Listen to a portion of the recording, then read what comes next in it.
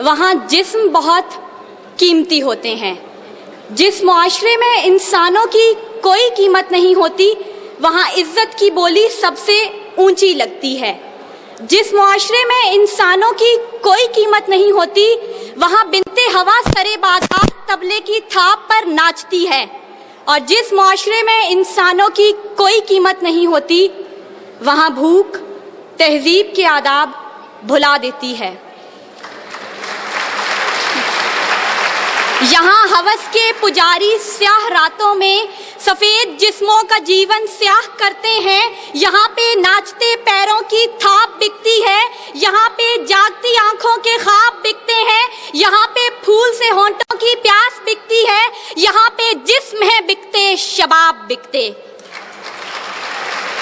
عالی وقار بھوک 2 وقت کی روٹی کے عوض بنتے ہوا کو ابن آدم کی ہوس کا نشانہ بننے پر مجبور کر دیتی ہے، لیکن کہیں کوئی قیامت نہیں اترتی۔ 14 سالہ بیرا اپنی عصمت لٹانے کے بعد جان سے بھی ہاتھ دھو بیٹھتی ہے، لیکن کہیں کوئی قیامت نہیں اترتی۔ تھر کی جلتی ریت پر ننگے پاؤں چلنے والی قوم کا صدر اسلام آباد کی سڑکوں پر مرسیڈیز میں سفر کرتا ہے، لیکن کہیں کوئی قیامت نہیں اترتی۔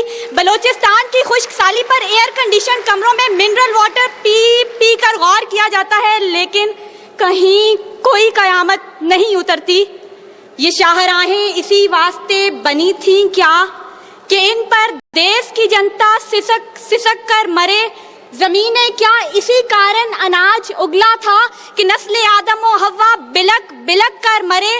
ملے اسی لیے ریشم کے ڈھیر بنتی ہیں کہ دختران وطن تار تار کو ترسیں، چمن کو اسی لیے مالی نے خون سے سینچا تھا کہ اس کی اپنی نگاہیں بہار کو ترسیں۔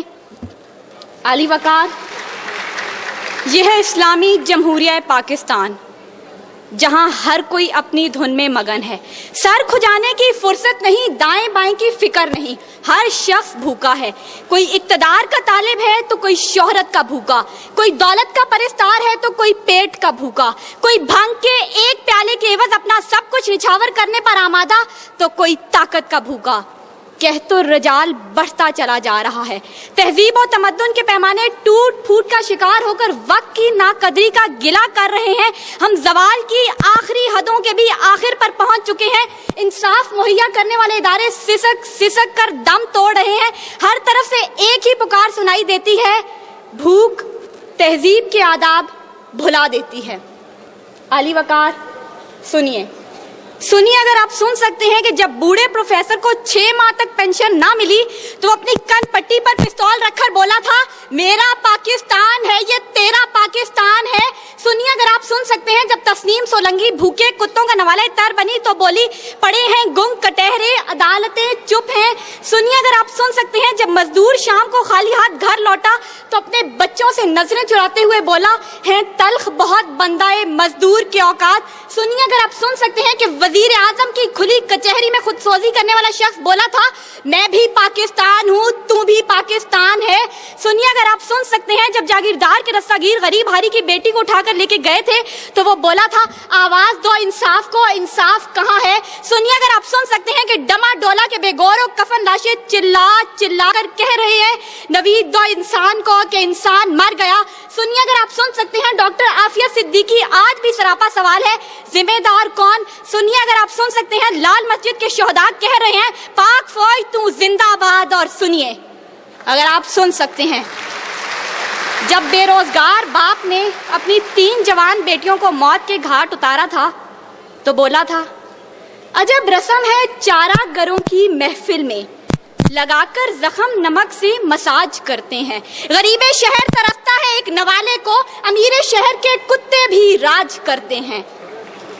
عالی وقار بھوک تہذیب کے آداب بھلا دیتی ہے۔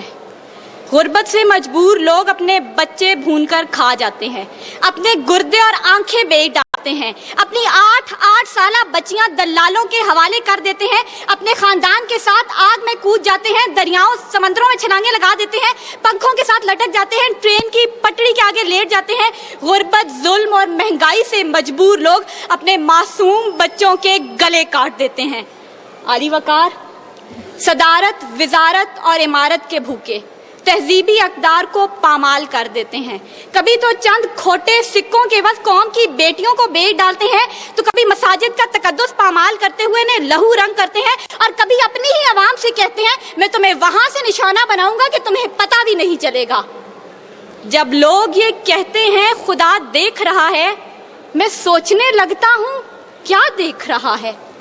علی وقار، اس سے پہلے کہ بھوک اس ملک کو کھا جائے، اس سے پہلے کہ لہجے بے آواز ہو جائیں، سر سنگیت سب بے ساز ہو جائے، ملت اسلامیہ کی یہ بیٹی، ملک و قوم کی بیٹی اور آپ کی بیٹی آپ سے استدعا کرتی ہے خدارا اس بوڑھے باپ کا سہارا بن جائیے جس کے بیٹے نے خود سوزی کی. خدارا اس عورت کے آنسو پوئیں ڈالیے جس کی بیٹی جاگیردار کی ہوس کا نشانہ بنی. اور خدارا ان معصوم بچوں کے سر پر دستے شفقت رکھیے جن کا باپ پولیس مقابلے میں مارا گیا. ان اشعار کے ساتھ ہی موضوع زیر بحث سمیٹتی ہوں.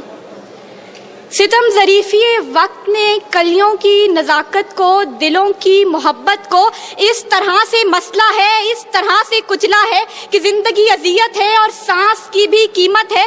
کس کا ہاتھ ہے جو خون سے رنگا نہیں، کس کا گریباں ہے جو گرفت سے بچا نہیں. صدائے موت آتی ہے شہر بھر کی گلیوں سے، خون کی بو آتی ہے پھولوں اور کلیوں سے. شکریہ.